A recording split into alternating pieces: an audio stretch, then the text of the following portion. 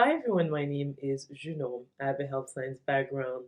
I'm an author and the creator of the Truth and Empathy questionnaire. I also wrote the book Truth and Empathy: How to Find Your Soulmate, and this channel is about exploring the different ideas that are found in the book. I mean, you can see the link in the description if you want to buy the book through Amazon. Uh, but one of the sort of comments I've gotten from the book, the people who have read it already, is that it's information dense. So my goal is to take the ideas in the book and really explain them and make them easier to comprehend. So one of the aspects in the book is we talk about people's level of awareness or spiritual evolution, how that impacts their relationships. And what I've seen in life is that if, let's say, you know someone as an acquaintance, you usually don't have much issues with them. So let's say if they're a coworker, or it's the classmate, a friend of a friend, uh, unless they are very disturbed, that's when they would negatively impact your life. But usually you won't see any issues. I think that most people put up a facade, and what I've discovered as I was talking to people, and obviously in my book, what I say is like attract like. So for a relationship to go belly up, is that you have to have a strong disagreement with that person. I know there are certain situations where life forces can make it impossible for a couple to be together. But I'd say 95% of the time, the reason that the relationship did not work is because of irreconcilable differences. And usually, what happens is that the person presents an image of themselves that is not the truth. And as you get to know them better, the truth is revealed. And I realized, okay, this person was lying to me all this time. So essentially, what I would say is that if a person cannot truly uh, fall in love with themselves and say, well, yes, I would uh, get involved with a person who is my male or female version, then there's an issue. So my book is designed so that people can be truthful with themselves, do an honest assessment of what's going on in with themselves, so and prepare themselves so that when and if they cross paths with the right person, then they'll be able to have a healthy relationship.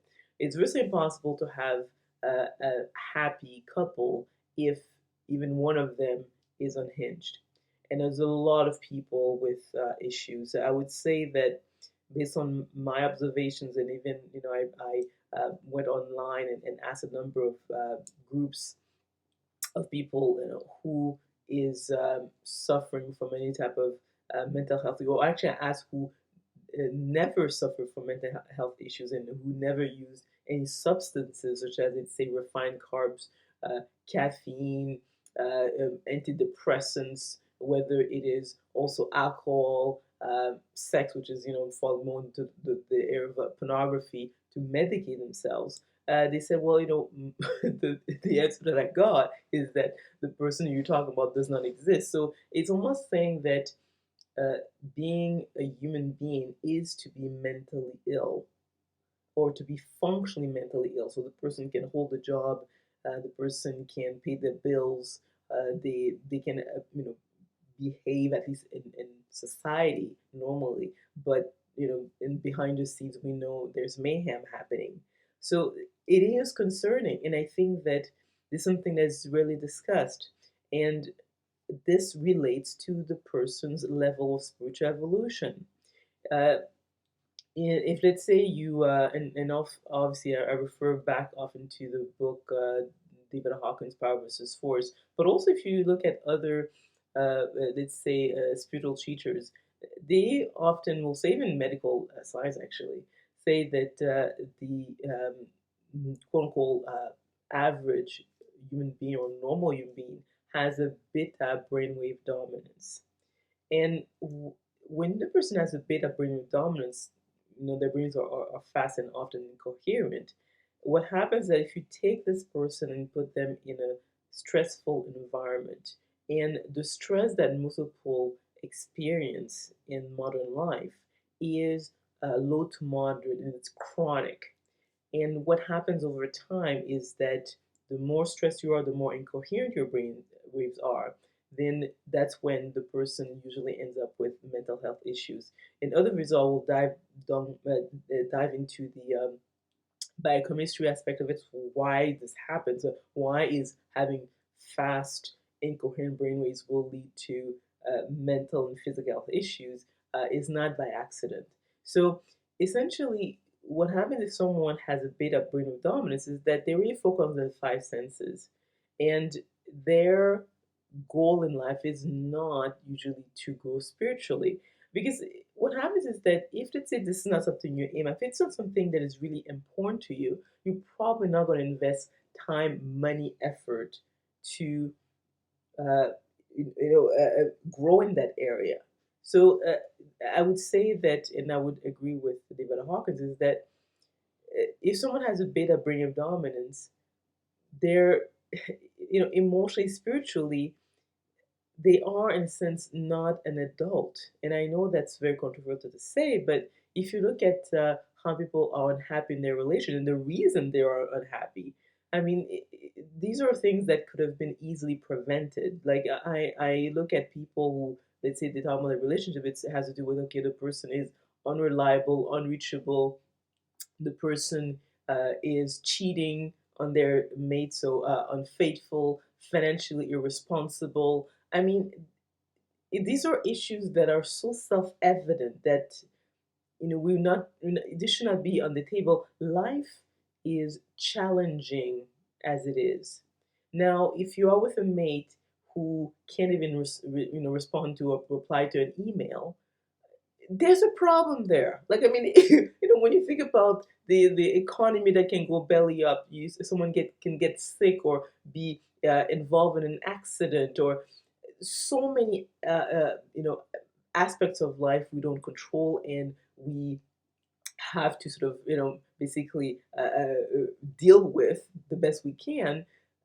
What most people deal with in their romantic or even close relationships is the self-evident that should not be even a problem to begin with. And what I've discovered time is that yes, if someone has a beta brain of DOMS and doesn't really work at calming down and reducing the stress, most likely this person is not fit to be a romantic partner.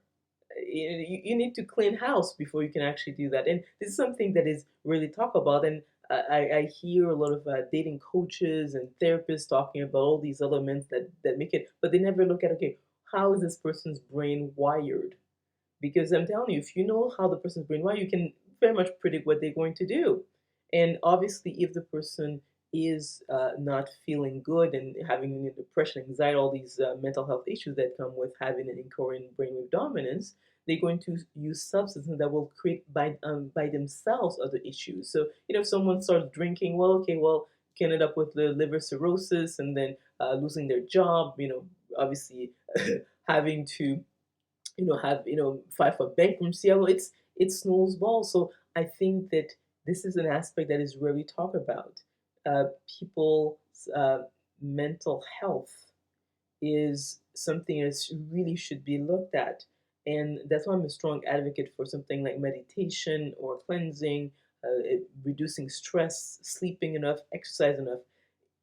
The stress level that people are subjected to on for a long period of time is pretty much guaranteed to end up having with mental health issues and physical health issues down the road. So this is something that I think should be addressed.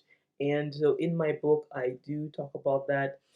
So I would say that when it comes to spiritual evolution, beta brainwave is really at the beginning. So then, you have people who have alpha brainwave dominance who have obviously more calmer and more coherent, and you have people who have a small minority have a theta brainwave dominance. That's when that's when you know that the person is really all there and be able to truly contribute to a relationship. So really, what I wanted to emphasize in the videos is that uh, we really need to look at people's mental health and how their brain of dominance is linked to that. So thank you for watching this video. If you enjoyed it, click on the like button, subscribe to my channel, and we'll talk soon. Bye.